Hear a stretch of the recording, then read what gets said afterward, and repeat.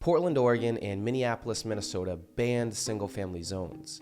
In areas of the city that allow for single-family homes, two-family homes are now allowed as well. In other residential areas, 3- and 4-unit buildings are also now allowed to be built. Some state governments like Washington and Montana are not allowing cities and towns to zone exclusively for single-family homes. The issue can be framed two different ways. The opposition categorized this policy as an attack on the American dream, ending the single-family neighborhood, allowing too much density, and taking away local control from cities and towns from making decisions for themselves. Land use, that is the province of towns and villages. And this is a power grab. It's an attack on the suburbs. It's an attack on suburban way of living. On the other hand, supporters consider this policy as increasing property rights and allowing more housing production to be built to increase the housing supply in areas where roads, sewer, water, parks, and public infrastructure already exist. We have more people who want to live here than we have housing, so there's a mismatch. We need more. This policy is largely a response to the housing crisis. Housing prices in the United States have increased more than wages have. So first, let's go back to the median U.S. housing price over the past 50 years, up to 2022. And now, add income onto it. Yeah. Leaving more people unable to afford to buy a home and existing renters spending more and more of their check on their rent, unable to save for a home. But at $3,600 a month for their 800-square-foot walk-up, we have decided to leave the Bay Area. 40% of our take-home income goes to rent. The demand for housing and lack of it in larger coastal cities is now putting upward pressure on prices in housing markets in formerly more affordable cities and towns across America. One response to the housing crisis is to change the land use laws that regulate housing, zoning. There is a national debate that single-family neighborhoods are part of the cause of today's housing crisis, that those with single-family homes are restricting other people from home ownership by tying up a significant amount of land from being able to be developed for new housing units. Zoning laws that restrict 82% of residential land in the Bay Area to single-family homes. But are single-family homes really being banned? Single-family homes aren't being banned. What is being banned is making people only build single-family homes. Property owners in Portland and Minneapolis now have increased property rights. Instead of the government telling them the only thing they can do on their parcel of land is build one single-family home, they are now told that they can still build that single-family home, or a two-family, or a three-family home. If single-family homes are the true preference for most people, then single-family neighborhoods will still be developed, right?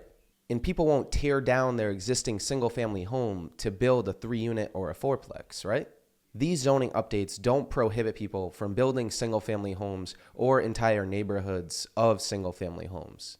They just restrict local governments from imposing that condition on all developments. Now, some people living in a single-family home are concerned that their neighbor would have the right to build a 4-unit apartment building next door to them. This is justifiable, as that person could have spent $400,000, $500,000, $600,000, $700,000 on a single-family home with the expectation that they bought into a single-family neighborhood. They enjoy the large lots of their subdivision. They enjoy the peace and quiet of large lot single-family homes. They see an apartment building as something different than the neighborhood they bought into. Why should the state preempt their local government from allowing single-family neighborhoods like theirs? I think there is a good argument to be made for local control. After all, zoning ordinances are adopted by the local governments. They are adopted by the legislative body of a government, by people who can be elected or voted out of office. Supporters of the new laws adopted in states like Washington, Oregon, and Montana would argue that cities and towns don't have enough housing, and therefore they need the state government to step in to preempt cities and towns from stopping new housing. Their argument has merits too. They see a lack of housing production, and who approves housing production? Cities and towns. So they look to their big brother, the state government, to stop them from stopping new housing production. So if Minneapolis, Minnesota started allowing multifamily units by right since 2018, are single-family neighborhoods there a thing of the past? Not exactly. In 2022, only 63 were built. 63, that's it. This is in a city with almost 500,000 people. It's not exactly opening up the floodgates to new multifamily housing. The lack of new multifamily housing in Minneapolis kind of supports the argument to allow it. They don't seem to be overwhelmingly changing the character of the neighborhoods. The lack of construction also goes against the argument to allow it because it doesn't really seem to be the golden ticket to increasing new housing production and solving the housing affordability crisis. Some people who would like to retain zoning districts that allow for only single-family homes are often called NIMBYs, which is an acronym for Not in My Backyard.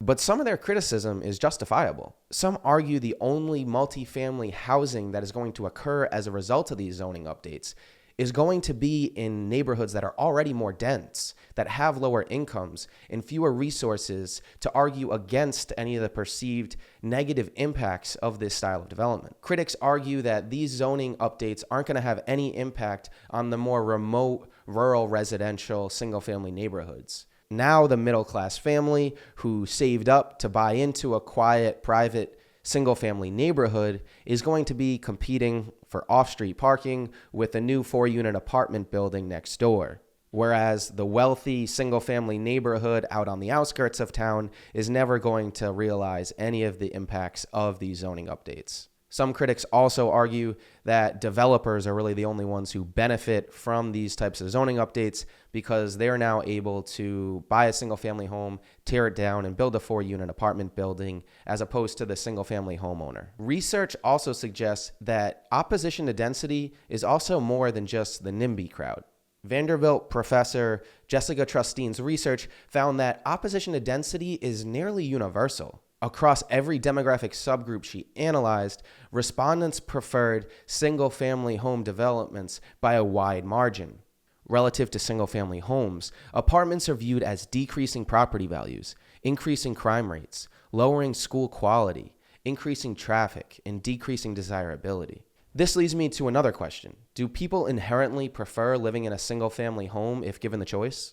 It's difficult to tell because government has restricted almost any other type of housing unit from being built. Zoning has been used as a tool to restrict people by income and race from living in certain areas. It's been done by requiring minimum lot sizes by the acreage and redlining in conjunction with lending institutions to prohibit people of color from living in certain neighborhoods. Today's movement to increase density seems contrary to the American built environment we've experienced post-World War II. Suburbs, single-family homes, large yards with the white picket fence.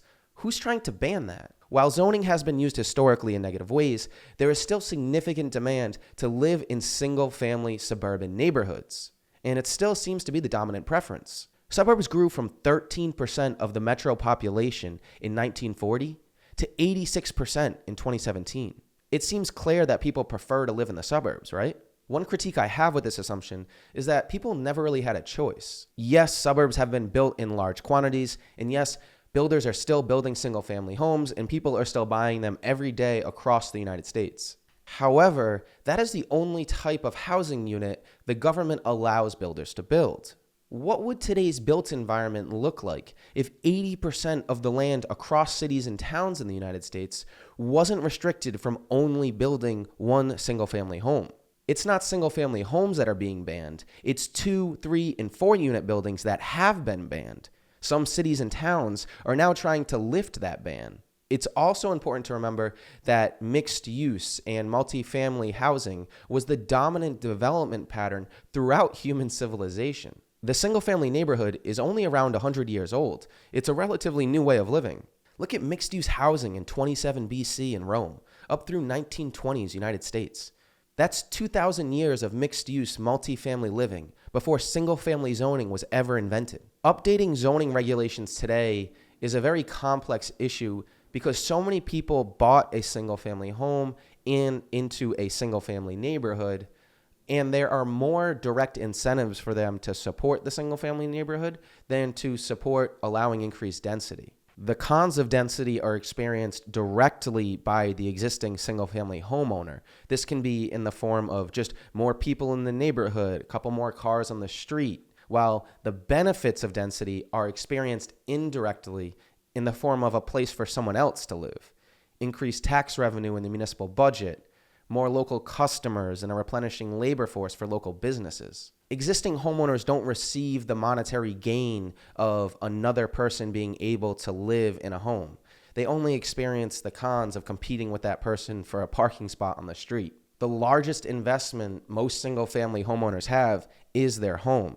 So they obviously have a vested interest in protecting that home's value. Whether we like it or not, housing has become just as much of an investment product as it is a place to live. The people who benefit from these types of zoning updates in cities like Portland and Minneapolis are usually less organized, have fewer resources, are poorer than single-family homeowners, and they're obviously going to support policies that they think is going to increase housing production and increase an opportunity for them to be able to afford a place to rent or afford a place to buy a home.